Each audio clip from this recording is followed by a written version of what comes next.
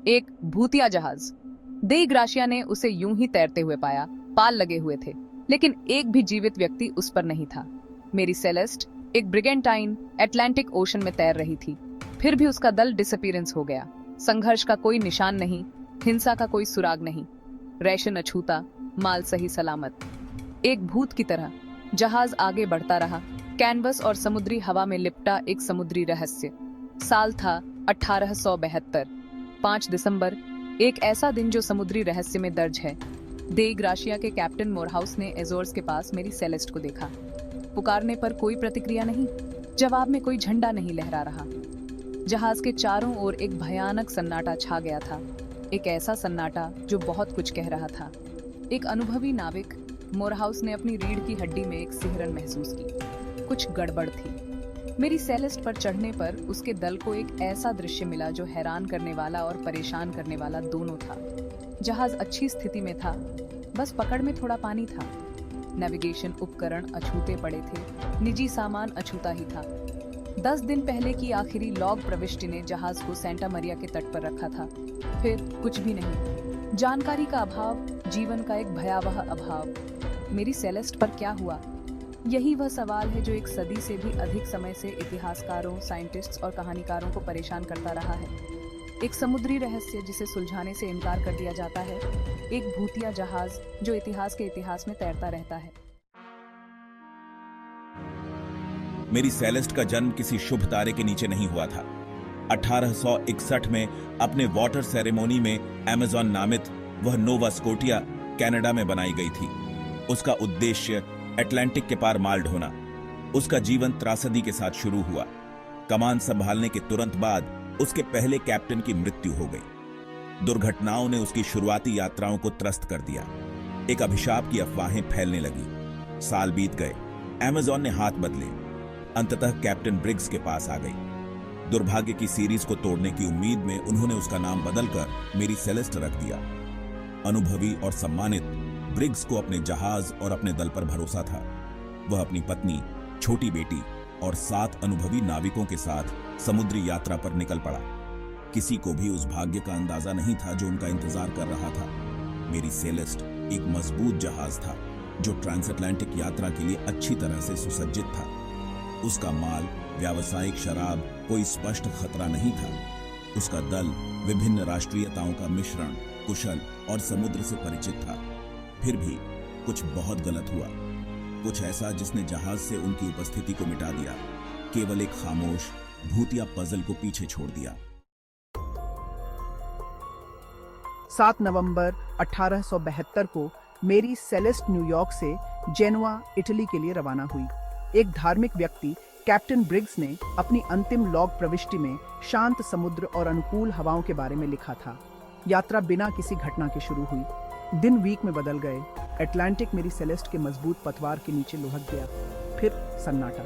Log book खामोश हो जाती है। जहाज और उसके चालक दल का भाग्य एक रहस्य। 10 दिन बाद दे ग्राशिया को मेरी सेलेस्ट बहती हुई मिलती है। यह दृश्य भयानक व्यवस्था का है। जहाज की लाइफ बोट डिसअपीयरेंस है, फिर भी क्षति या संघर्ष का कोई संकेत नहीं है। माल अछूता है, निजी सामान अछूता पड़ा है, मेज पर आधा खाना पड़ा है। जहाज का क्रोनोमीटर और सेक्सटेंट डिसअपीयरेंस है जो जहाज से एक नियोजित प्रस्थान का सुझाव देते हैं। लेकिन क्यों? रहस्य गहराता जाता है।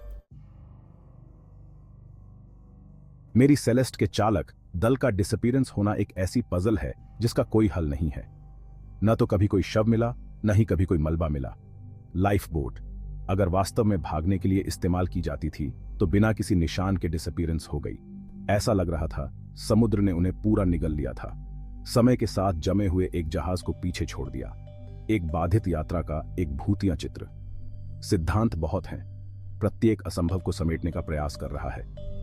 कुछ लोग संभावित कार्गो विस्फोट की ओर इशारा करते हैं, फिर भी कार्गो अछूता रहा। अन्य लोग एक दुष्ट लहर का अनुमान लगाते हैं जो चालक दल को पानी में बहा ले गई, लेकिन जहाज की स्थिति इससे विरोधाभासी है।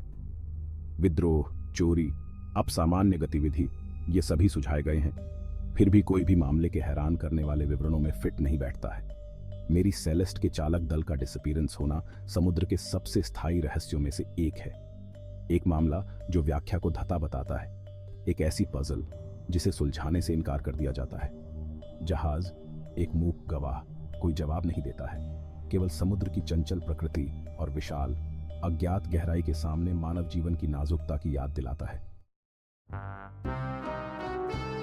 मेरी सेलेस्ट मामले ने अनगिनत सिद्धांतों को जन्म दिया है, प्रत्येक रहस्य को उजागर करने का प्रयास कर रहा है। कुछ लोग एक प्राकृतिक घटना का सुझाव देते हैं, एक वाटर स्पाउट या अचानक तूफान जो चालक दल को सबमर्ज देता है। अन्य लोग एक गहरी तस्वीर पेश करते हैं, विद्रोह, चोरी या यहाँ तक कि बीमा धोखाधड़ी के लिए एक मंचित डिसअपीयरेंस होने की।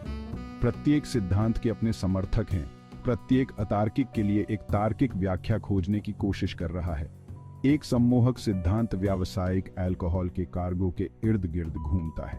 क्या रिसाव के कारण धुआं पैदा हो सकता था जिससे विस्फोट हो सकता था, या एक आसन्न विस्फोट का डर जिसके कारण चालक दल जहाज छोड़कर भाग गया। लाइफ बोट का डिसअपीयरेंस होना इस सिद्धांत को क्रेडिबिलिटी प्रदान करता है, जो जल्दबाजी में निकासी का सुझाव देता है। फिर भी आग से डैमेज की कमी और अछूता कार्गो इस स्पष्टीकरण पर संदेह पैदा करता है। एक अन्य सिद्धांत समुद्री लुटेरों के साथ संभावित मुठभेड़ का सुझाव देता है। बाबरी तट अपनी इलीगल गतिविधियों के लिए जाना जाता था और मेरी सेलेस्ट का मार्ग उसे इन खतरनाक पानी के करीब ले गया।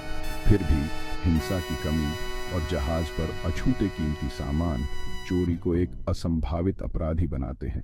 ऐसा लगता है मेरी सेलेस्ट ने आसान वर्गीकरण को नकार दिया। उसकी कहानी किसी भी साधारण व्याख्या के लिए प्रतिरोधी है। मेरी सेलेस्ट अक्षणीय का प्रतीक बनी हुई है, एक समुद्री पजल जो कैप्टिवेट और निराश करती रहती है। उसकी कहानी ने अनगिनत पुस्तकों, फिल्म्स और डॉक्यूमेंट्रीज को प्रेरित किया है। प्रत्येक रहस्य पर प्रकाश डालने का प्रयास कर रहा है।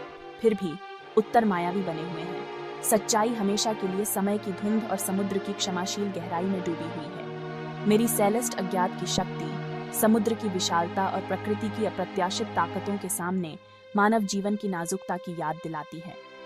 उसकी कहानी एक सतर्क कहानी है, एक अनुस्मारक है कि प्रौद्योगिकी और वैज्ञानिक प्रगति के युग में भी कुछ रहस्य अनसुलझे रहते हैं, कुछ प्रश्न अनुत्तरित रहते हैं।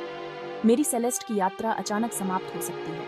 उसका दल बिना किसी निशान के डिसअपीयरेंस हो गया, लेकिन उसकी कहानी आगे बढ़ती है। सामूहिक कल्पना में एक भूतिया जहाज, वह हमें याद दिलाती है कि समुद्र अपने रहस्यों को करीब रखता है और कुछ रहस्य अनसुलझे रहने के लिए किस्मत में है। मानव जिज्ञासा के विशाल अज्ञात पानी में हमेशा